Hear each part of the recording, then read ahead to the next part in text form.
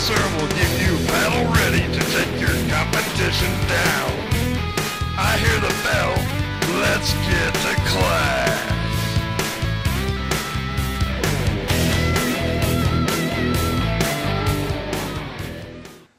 Welcome again to Fantasy University.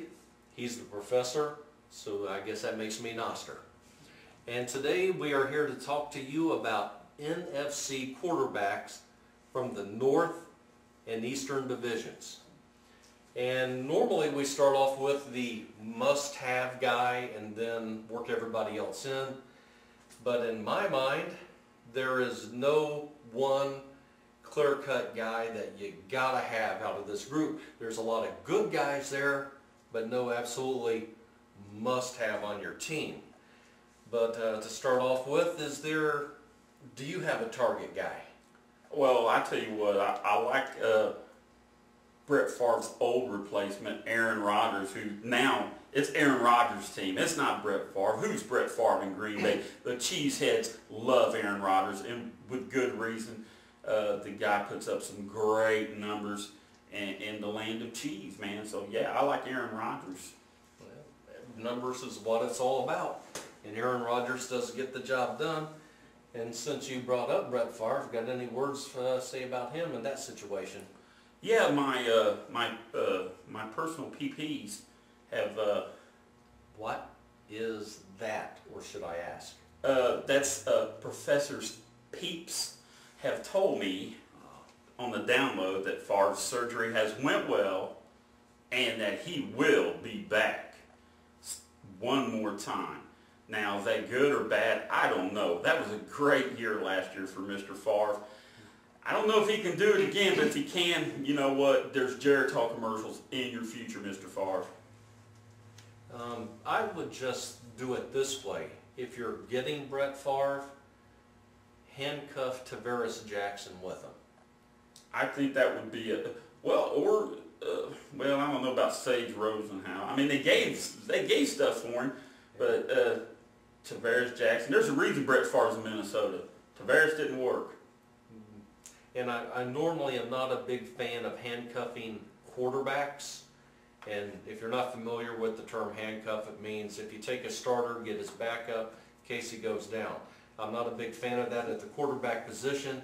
I'm a big fan of that at the running back position. But in this particular case, I think I would recommend it. Yeah, I thought you were talking about bondage there for a second, but enough of that. Anyhow. I'll edit Okay. Well, other than that, you're looking at a guy like a Tony Romo, Eli Manning. What do you think about, if I had to choose between Tony Romo or Eli Manning, Noster, who would you take? That's a tough decision in my eyes. Well, to me, I go with Tony Romo. Number one, I like his receiving core better as a group. Plus, he has the one position. Now, Kevin Voss is a good tight end, but Jason Witten is a better tight end. Yeah, and Tony Romo has a real good rapport with Jason Witten. And I gotta believe that better the quarterback and tight end relationship is, the better that gives him the edge. Plus, I don't know, I just like Miles Austin. I had him last year, so. So Noster, is one of your peeps T.O.? I mean, that's what T.O. would always complain about. Hey, Romo is throwing the ball too much to his buddy. And for T.O., that was a bad thing, but for the guys with Romo, that's a very good thing. Now, I'm not saying Eli Manning's a bad pick. You just asked me if I had the two, I'd take Romo. If I end up with Eli Manning, I'm not hating life. He's got that guy Steve Smith, Nix, Manningham, Kevin Voss. He's got some guys who can get down the field and catch the ball for him. They're both good picks. Who do you prefer? You have to answer that question for yourself. So what you're saying is, if it's Eli Manning, that would be Tony all the way. But if it was a Peyton Manning, the big brother, yeah, as you can see, there ain't no doubt about that. No doubt about who you take. You got that right. Okay. Well, what are some of your sleepers for this upcoming season? Well, one of my sleepers is based on something we've been talking about in these podcasts 2 or 3 times, and the tight end position can make or break a quarterback. And there was a trade in the offseason that was real quiet, under the table, but the Detroit Lions got Tony Scheffler, the tight end from the Denver Broncos. That gives them Brandon Pettigrew and Tony Scheffler, 2 tight ends. They will not be without one. And Matthew Stafford is my sleeper because last year he showed some toughness. He won the heart of the team. And, you know, there's some guys who's willing to play their heart out for the quarterback and some who's not. These guys aren't just willing to play hard. I believe these guys are willing to die on that field for this quarterback. So I think you're going to have an improved Lions team with some people who's going to make Stafford look really good. Well, I don't know about dying, but I think they will bleed for the guy. They definitely will bleed for the guy. And with with a better running back core, that can't only help. Yeah, they did upgrade the running back situation. Can only help the quarterback, because the more pressure you can put on them in different ways in an offense, the better it is for everyone. Exactly. I agree.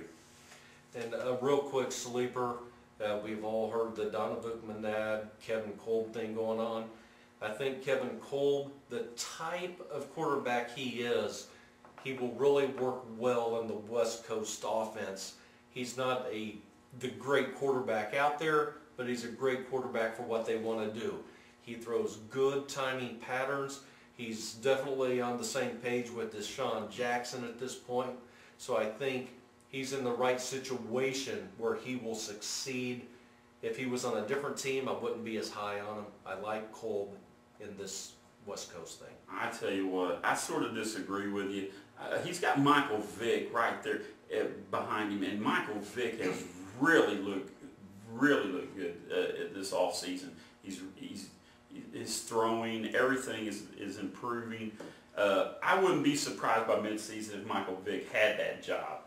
They kept Michael Vick for a reason, and I think they're not totally sold on. The sleeper I liked, and I don't understand why Philadelphia did this, was Donovan McNabb.